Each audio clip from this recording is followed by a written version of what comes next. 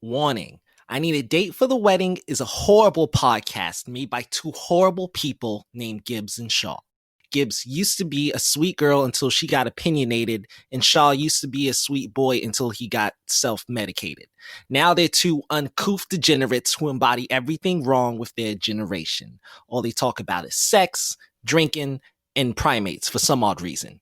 So, if you're a person with traditional morals like me, you'll leave now and go play some Scrabble. Welcome, anyone and everyone listening out there. I'm Shaw. I'm Gibbs. She's trying to grow up. He's really not. And this is I Need a Date for the Wedding. Who's gonna catch the bouquet? Who's going to catch the STI? You didn't ask, but you'll find out all that and more. Don't be shy. Because we're really not. You probably shouldn't be listening to this at work. I'm not really feeling this. I don't really want to do this. What don't you want to do? I don't want to do an intro. So we're starting off our episode where you're saying you're not going to do intro. Why? Just, there is too much work and it's boring and I'm pretty sleepy. Intros do suck. I was looking up different templates to figure out how to do one that was fun and interesting and stuff. And I did find one guy who had pretty cool intros to his content, but you're not going to like it. I never like anything you say. Yeah, but we end up doing it. So, he's a pornographer. Naturally. And how he starts his videos, it's the same way every single time. Cut to this girl sitting on the bed fully clothed. And he's like, hey, how are you? I hate this. Hey, how are you today? And she's like, yeah, I'm all right, doing well, so on and so forth. And he says, what are we here to do today? And she's like, to shoot some porn. He's like, how nervous are you? And they just go on in that vein for some time. I mean, how's that working out for him, though? Well, he's currently in jail for sex trafficking. So a hero of yours. Shut the fuck up. You know what? Fuck it. I will do the intro. All right, I'll do it. Here we are. Hurt. Episode 2. Mm-hmm. 2 more episodes than we ever thought we would actually get done, I think it's fair to say. We're buckling down, as the kids say. I don't think any kids say that, but yeah, I'm gonna. Yeah.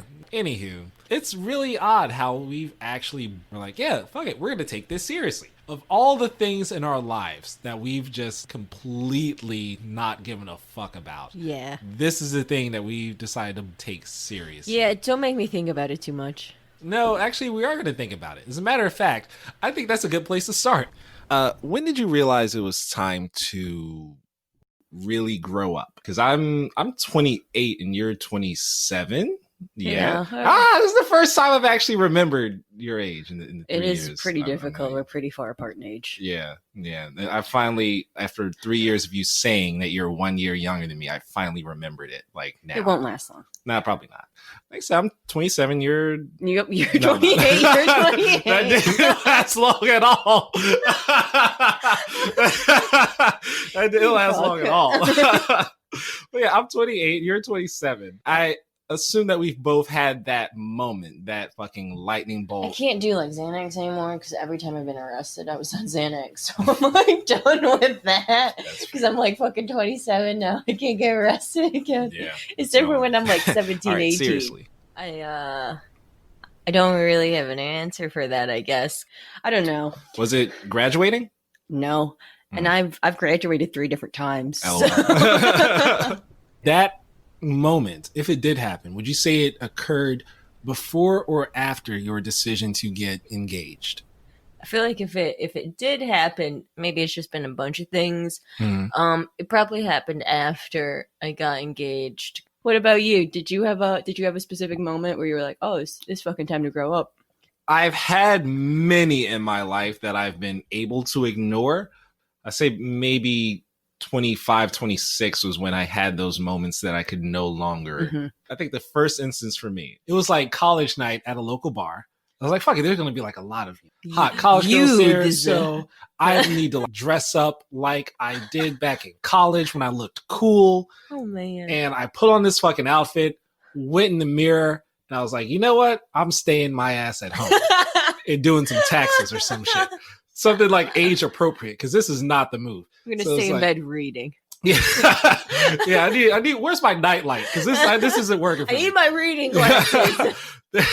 Holy fuck. I can't imagine. Let me paint the picture for you. Okay, right? paint it. Let's see. I was wearing a t-shirt and a leather jacket, my Converse shoes, necklace, bracelets, rings, a bandana. Huh. When I looked in the mirror, I didn't look like college me who like rocked that. The bandana made it look like I was trying to hide my receding hairline, ear gut, and just world weary eyes.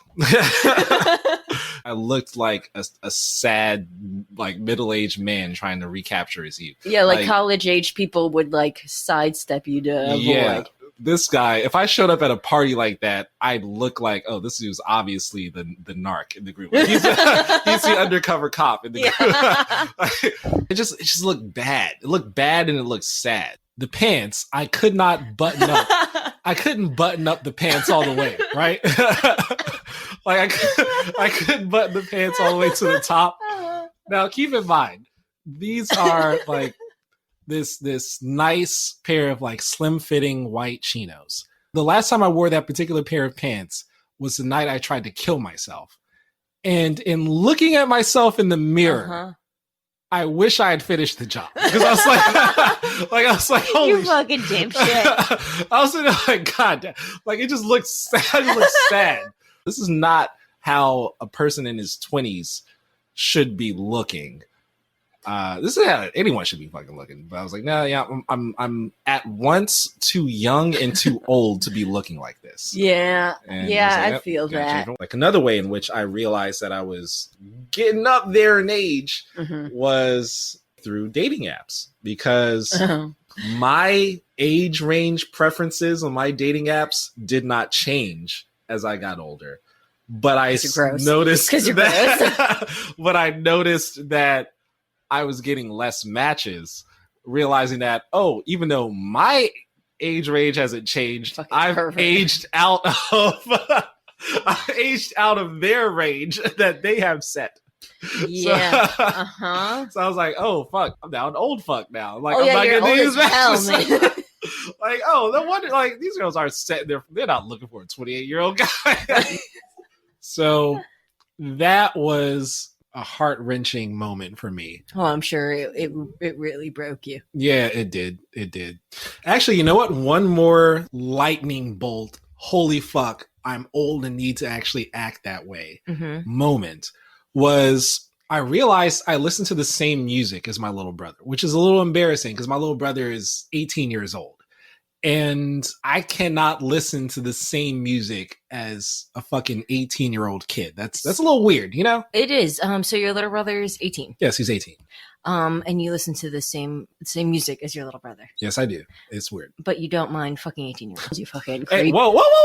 I don't like this. So, in fact, speaking of music, I'm going to take this opportunity to thank Olivia Kay and the Parkers for that wonderful intro music that they supplied to us. Thank you. Yeah, they thank you so much. Yeah. We do appreciate you. God, what's next? What's next to talk about? I mean, speaking of children. Hey, wait, no, stop it. They are all legal adults. Speaking of children, Yes. What did you want to be when you were a kid?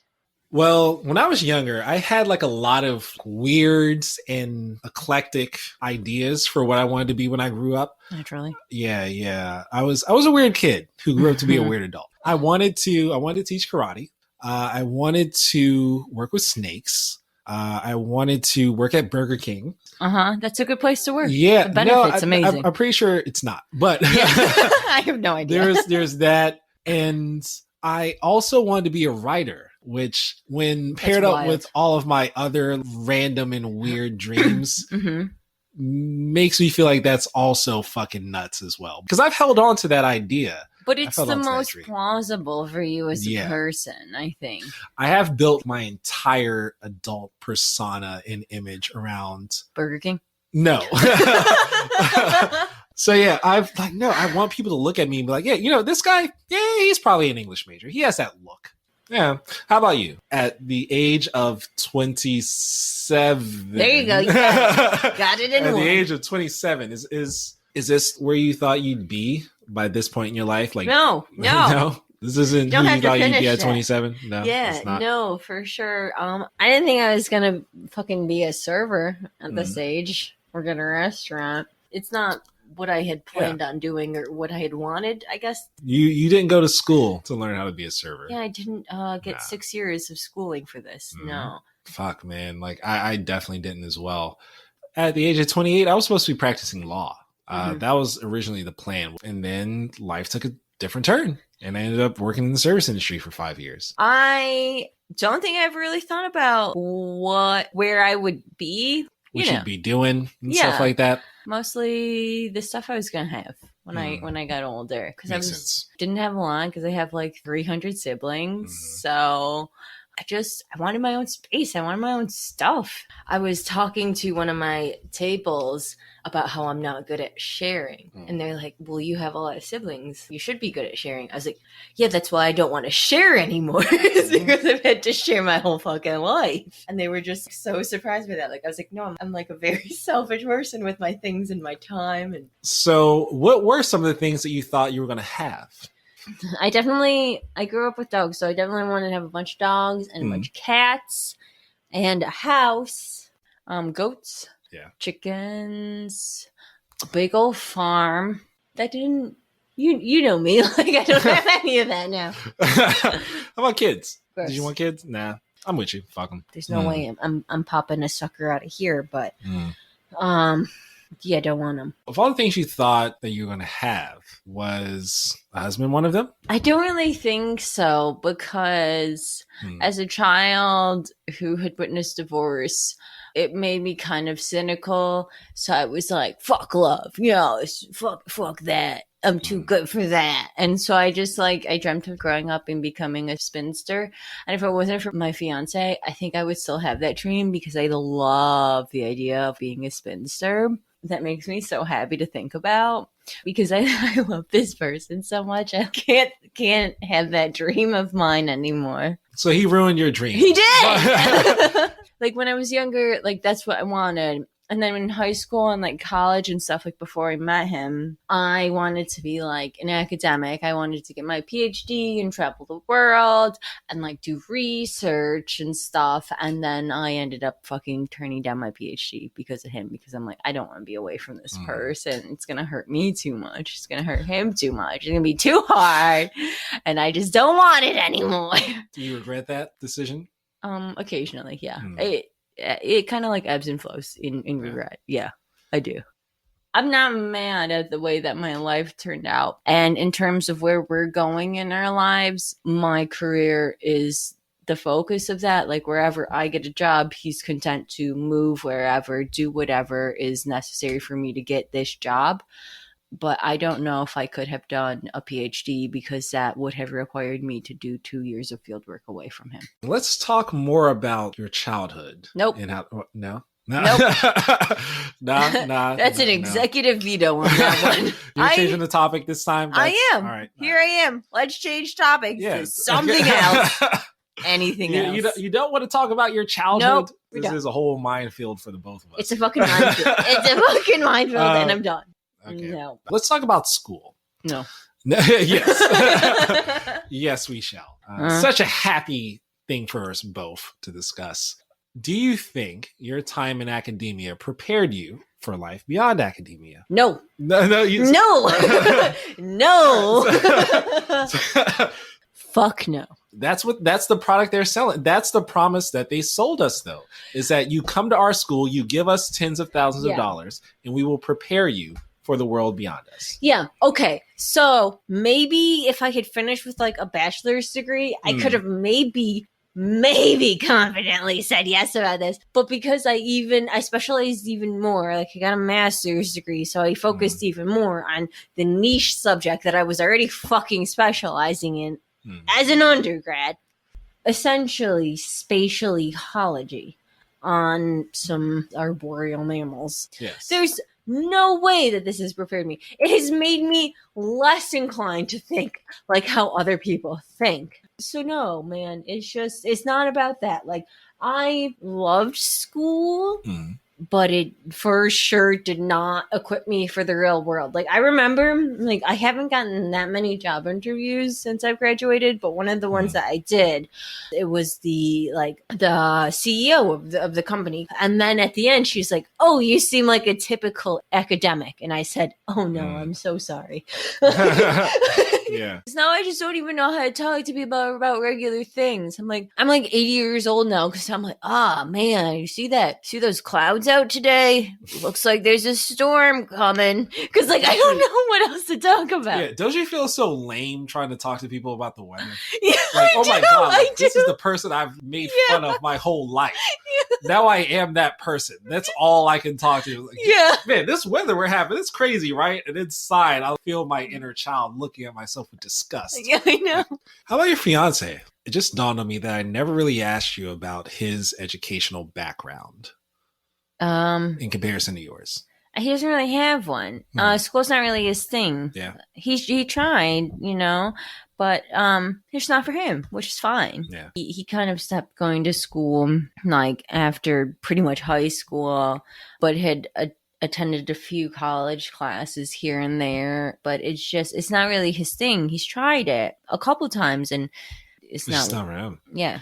That's actually kind of interesting. Higher education might not necessarily be for him, whereas for you turned down a PhD program. Yeah, so I was reading this article earlier. It's by Akers. While I was probably swiping on some dating app. You were, actually. That is what you were doing. Yeah. I hope I'm pronouncing their names right, but it's by Akers and Combe. It's from 2018. One of the things that they basically mention is that highly educated and wealthy women are marrying and having children later in life, while concurrently minimizing marriageable men at the lower end of the income inequality gap because of chronic unemployment, lack of education, incarceration, and substance abuse. Can you pay attention? Can you not swipe anymore? Can you focus? I can't work with him anymore. What were you saying? Can you condense that? No. I don't know. I heard the word marriageable. That's all. Yeah, basically, highly educated women find themselves just with the slew of men that are useless. Essentially, they're uneducated because they've either been incarcerated, they have substance abuse problems, or because of just chronic unemployment in general, which is not to blame on a specific person, but on this entire economy at large. Has that caused any kind of tension in your relationship, that kind of disparity in your educational achievement? I think at the beginning it might have, because he talked about like how much smarter he thought I was than he is, which I think is bullshit, because I think there's so many different levels of intelligence. And he's kind of realized that there are things that I'm good at and there are things that I can't. And one of those things is just affiliative interpersonal interactions, where he is knowledgeable in that. And he's knowledgeable in things that I'm not, but that doesn't make like either one of us any less smart. How about your peers, your academic peers and your mentors and such? Do you think they might disparage your choice in partners? I had actually talked about this with my advisor, because I was considering like whether or not it would be better to date somebody in the field who matched me more at an education level, but her partner is not college educated. And both of us feel like they do keep us grounded in these moments, especially when I was in grad school and I was so keen on being swept away in the magic of academia, in this like closed circle. This is like magic to me, and I just wanted to be like them. And my partner was like, this is not how the real world operates. And I had to step down from those high towers. So what about you? What about you and your academic experiences? Because they're like super different than mine, I'm assuming. For our listeners, what she means by that is I dropped out of the same college twice. Casually. Yeah. Which is, I think, an achievement unto itself. First time around, I got to this campus, extremely prestigious school filled with high achieving students, very selective about the sort of people they let in. Get to the school, have a major episode of depression, stop showing up to classes, try to kill myself. They're like, you know what? We probably should not subsidize this sort of behavior. So they took my financial aid and I left school because of that. I leave and I'm like, you know what? That was fun. I want seconds. So I like worked my ass off to get back. Went through another sort of emotional crisis once I got back. Attempted suicide on campus again. School's like, yeah, you know what? This just isn't working. It's not working. Let's take his financial aid from him again. And so I dropped out a second time. Afterwards, you're like, yeah, you know what? We're not doing this a third time. So I've been kind of languishing in limbo since then. Ironically, I'll say I do think that my experiences in academia did prepare me for life beyond it. It acclimated me to how fucking cold, how cold, indifferent, yes, this world is. And for a lot of these colleges, it's an obstacle course wherein it's not necessarily what you learn. It's that you display the capacity to learn and you display the capacity to persevere. And the fact that you're able to get through it is what's appealing for potential employers, for schools that you might be applying to hit like past that point. You know, you walk onto this campus, there are all these resources available to you, but you don't have a guide, you don't have a map, you don't have anything. No, you just have to figure it out on your own. If you can figure it out, if you can figure out how to game the system, that speaks to some quality of you that other people would find appealing. So I did not get the degree from the institution, which is what I paid them for, right? Yeah, that's what you pay degree. school for. I didn't get that degree. I didn't get the networking apparatus, any of that. But I learned the importance of being able to work people. Yeah, you did. Yeah. You fucking did, mate. Which will take you everywhere you want to go in life, is learning how to work people. I hate people. You do. But I'm very fucking good at making them like me when I want them to. When you need it. Yeah. when you need that skill. Yeah.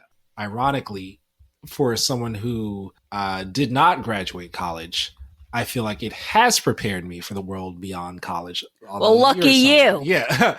As someone who not only completed your bachelor's program, but went on to finish a master's program and then turned down a PhD, feel like that sort of specialization has not helped you. I'm just a fucking weirdo now. Yeah. Who knows all about this stupid specialization that nobody gives a shit about. I'm abrasive and I'm antisocial and I'm weird, and that's fine because I have the people I need in my corner. Well, sure, your field of study might be pretty specialized, but it sounds like that specialization has opened the doors for you to apply to some pretty cool jobs, though. I mean, yeah, I can apply to these jobs, but I'm not fucking getting these jobs. That is a fair point. Yeah, it is. You aren't getting them. No, I'm not. That's why I'm here with you. So a contributing factor, though, I am using you as a character reference. Wait, why? I am bewildered. I wouldn't use me as a character reference. To be fair, it's like super possible I was not entirely sober. Thank you. It's making sense now. Only someone who is under the influence would probably think that was a good idea. What about you? What about your character references, though? Well, I don't apply to jobs that do thorough background searches. So I haven't really needed a legit character reference in quite some time. Okay. I guess if I were pressed, I would ask my academic advisor. She is someone who still, for some reason that is beyond me, still has a glowing opinion of me as a human being. That's wild. Yeah. I don't know anybody who has a glowing opinion of you. No.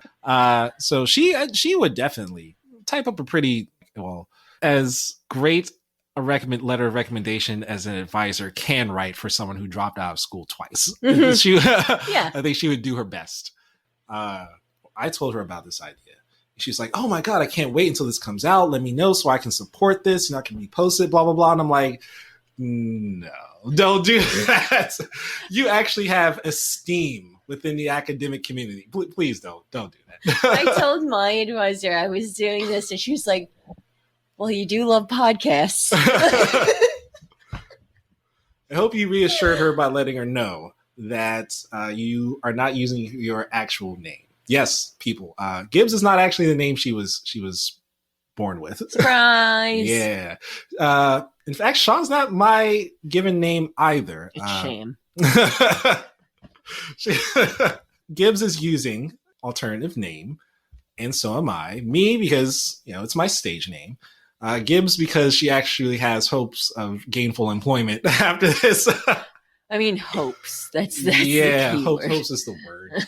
How about your advisor? You two? Do you think she would write a? Yeah, for sure. For sure. She has for many things, for grants and grad school and jobs. Wait a minute. I read one, as a matter of fact. Like, yeah, you fucking did, yeah. I read a fucking letter of recommendation that your advisor wrote for you. I don't remember. I think it was for a grant. And I was like, I don't want to read it. Yeah, I read it though. Yeah. You want to know what she said? No. So she said that you were a very empathetic human being, to the point that you cried while you were watching some nature documentary. I am very in tune with emotions. Yes. That's what people would describe me as. No, I don't think anyone would. Well, she did, didn't she? Besides her, I was like, man, I never would have guessed. Sure. Maybe this is it. I'm just a soft bean. No.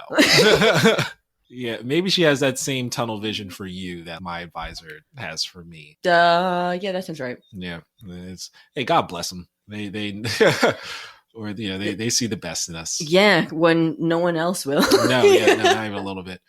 I actually do have something that I could use as a letter of recommendation, even though it wasn't meant for that purpose. What is it? A psychologist I went to wrote an assessment of my mental health. Okay. So not a letter at all. Yeah. It really wasn't an endorsement of my mental health altogether. It was. Yeah, I wouldn't imagine it would be. There's not much of an endorsement that could be made. Like, this human being is of sound mind. Yeah, it wasn't that at all. There was first like this laundry list of like mood disorders and learning disorders, which was like, okay, that's fair. Nailed it. Got it. Yeah. And then, but she did also mention that, he's Shaw's a really bright and gifted guy. So I was like, okay, that's also fair. I'll take that as well. But also throughout it, she mentioned how attractive she found me. It's weird and also a lie. She came back to it. It wasn't just a one-off thing. She just kept returning to it throughout the paper. She was like, yeah, he's fucked up, but he's also really bright, and also he's kind of hot. And I was like, got a banging bud. You're a professional. Like, you do this for a living. The school paid you to do this. Yeah, I hate that. Yeah. The school actually paid her to write that shit, which I loved. Yeah. It was it worked out for me in the end though. It wasn't a glowing endorsement of my mental health, but fuck it. The school gave me a bunch of drugs though. Yeah. Speaking of just like your mental health and stuff, this is really important. Such as it is. Yeah. Don't kill yourself. That's very touching. I'm glad let me finish. Oh, okay. Don't kill yourself until at least after we go to Disney World. No promises there. I can't. Just fucking think of me for once in your life. Stop being so selfish. No promises, okay? But I will try. This is ridiculous. I can't work under these conditions. I think we're done here. Yeah, I think so too.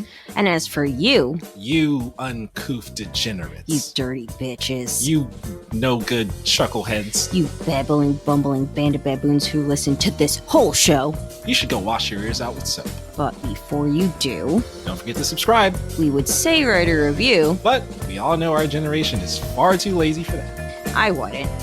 Well, I guess that's the end of the show then. Now go fuck off.